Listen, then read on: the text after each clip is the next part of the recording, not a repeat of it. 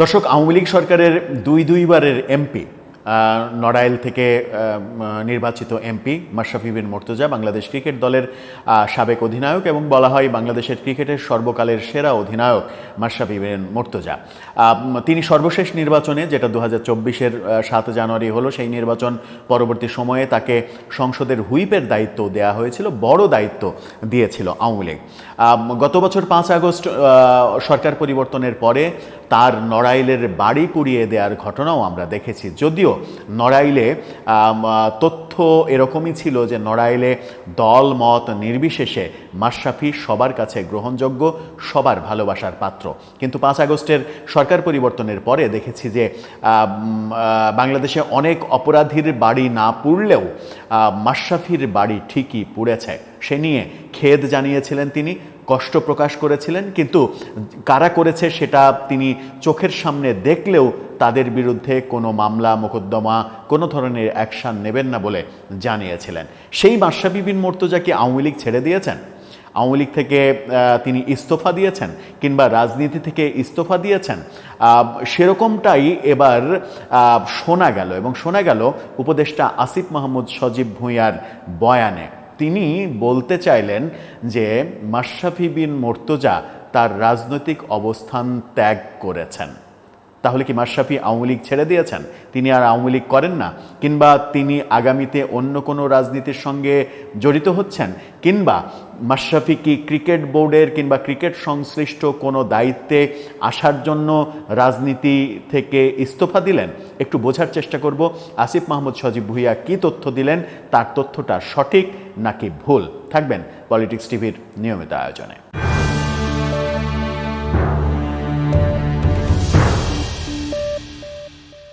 দর্শক, বলছিলাম বাংলাদেশের ক্রিকেটের মানে দুর্দিনের যে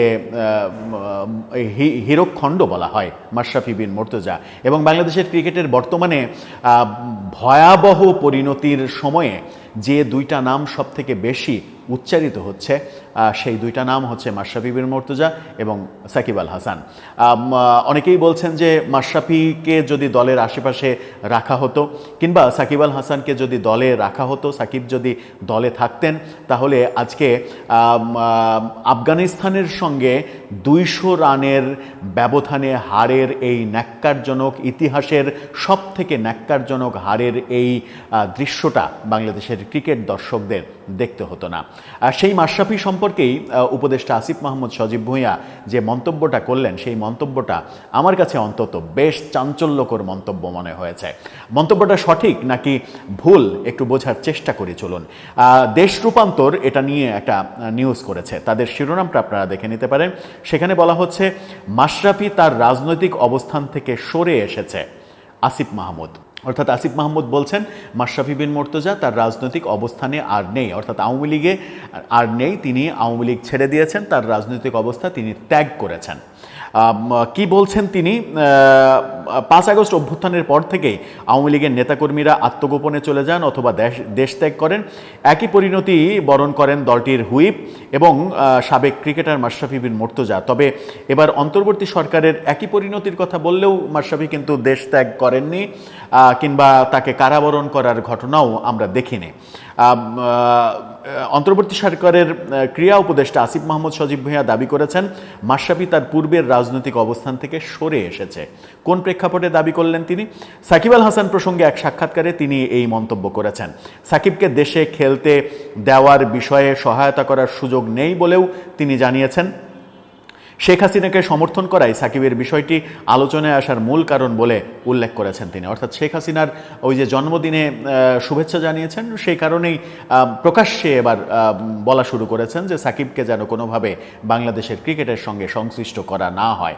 বোর্ডে এ ধরনের বার্তাও পাঠিয়েছেন, যেটা সরকারের হস্তক্ষেপ বাংলাদেশের ক্রিকেট বোর্ডে। সেই দৃষ্টিকোণ থেকে যদি আইসিসি দেখে, তাহলে বাংলাদেশের ক্রিকেটের জন্য সেটা অশনি সংগত হতে পারে। সাকিব সম্পর্কে তিনি তিনি বলেছেন শেয়ার মার্কেটে কেলেঙ্কারি নিয়ে মামলা, তারপর আরও কিছু ফিনান্সিয়াল ফ্রড নিয়ে দুদকের মামলা চলছে, তারপর তার বাবা হত্যাকাণ্ডের সঙ্গে জড়িত ছিল এমন ভিডিও সামনে এসেছে, তার পরিবারের বিরুদ্ধেও সম্ভবত হত্যা মামলা আছে। এটা একটা নতুন তথ্য মনে হচ্ছে, তার বাবা হত্যা মামলার সঙ্গে জড়িত এরকম খবর এর আগে শুনিনি, এই প্রথম শুনছি। তো এতগুলো কারণে সামনে এসেছে বিষয়টা, এমন না যে আমরা পিক আপ করে নিয়ে এসেছি, অর্থাৎ আমরা এই বিষয়গুলোকে টেনে আনিনি, এগুলো এমনিই ঘটেছে। এইসব কারণে তাকে দলে খেলতে দেওয়ার কোনো কারণ নেই। সাকিবের প্রসঙ্গে থেকে তিনি মাশরাফির রাজনৈতিক অবস্থান নিয়ে বলেছেন, কিন্তু মাশরাফি বিন মুর্তজার বিষয়ে এমন কিছু আছে কিনা এমন আমার জানা নেই বা আমার চোখে পড়েনি। অর্থাৎ মাশরাফির বেলাতে সাকিবের মতো এত অভিযোগ তার ব্যাপারে নেই, এটা তিনি বলেছেন। এটা পজিটিভ কথা যে সাকিবের বিরুদ্ধে যত অভিযোগ নানাভাবে নানা দিক থেকে শোনা যাচ্ছে, মাশরাফির বেলাতে সেগুলো নেই। তিনি বলছেন, আমার জানা মতে উনি ওনার যে রাজনৈতিক অবস্থান ছিল সেটা থেকেও আবার সরে এসেছেন। ফেসবুকে উনি স্পষ্ট করে বলেছেন, এটা আমার মনে পড়ে। অর্থাৎ তিনি বলছেন যে মাশরাফি বিন মুর্তজা তার রাজনৈতিক অবস্থান থেকে সরে এসেছেন, ফেসবুকে নাকি এটা তিনি ঘোষণা দিয়েছেন। কিন্তু মাশরাফি কবে ফেসবুকে ঘোষণা দিলেন যে তিনি আওয়ামী লীগের রাজনীতি থেকে সরে আসলেন, সেটা চোখে পড়েনি। কি বলছেন তিনি একটু বোঝা যাক। পত্রিকা বলছে যে প্রসঙ্গত মাশরাফি তার রাজনৈতিক অবস্থান পরিবর্তনের ইঙ্গিত গত বছরের আগস্টে এক সাক্ষাৎকারে দিয়েছিলেন। তখন তিনি বলেছিলেন, যখন রাজনীতিতে ছিলাম ক্রিকেট বোর্ডে থাকার চেষ্টা করিনি, এখন রাজনীতিতে নেই, এখন যদি বোর্ডে থাকার চেষ্টা করি বা থাকতে চাই তাহলে কেমন হয়ে যায় না। গত এক বছরে মাশরাফির 14টি ফেসবুক পোস্টের কোনোটি আওয়ামী লীগ সম্পর্কে নয়।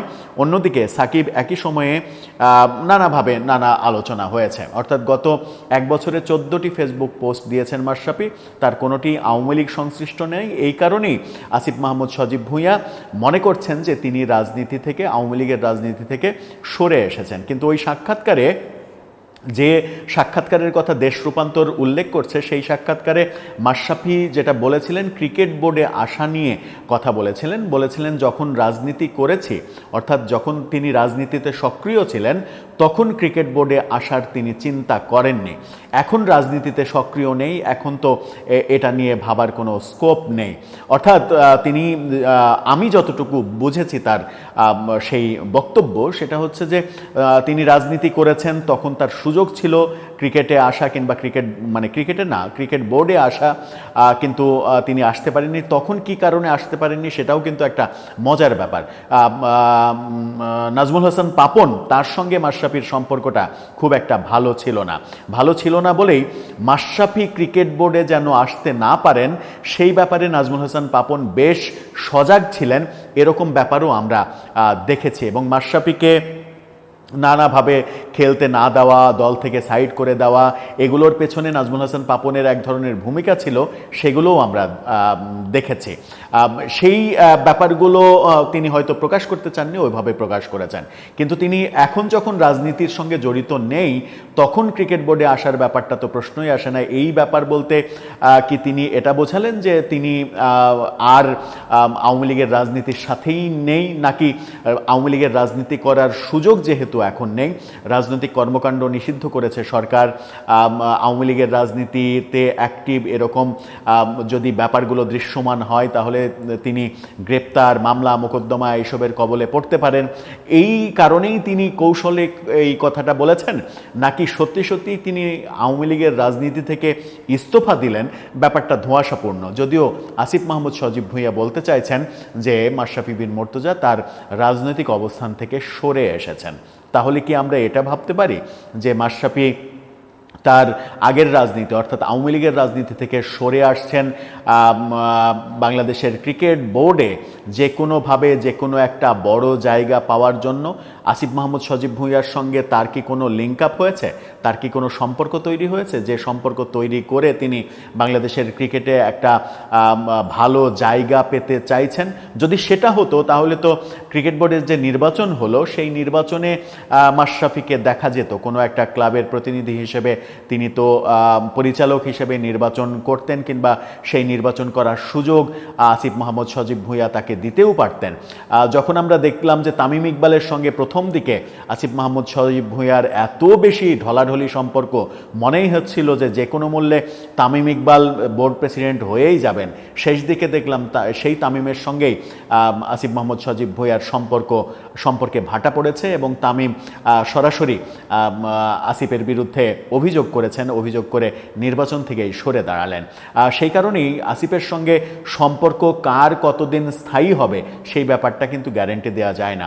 ফারুক আহমেদের সঙ্গেও সম্পর্ক কয়েক মাস মাত্র স্থায়ী হয়েছে, খুবই ভালো সম্পর্ক মনে হচ্ছিল, পরবর্তীতে দেখলাম যে সেই ফারুক আহমেদকেই তিনি সরিয়ে দিলেন।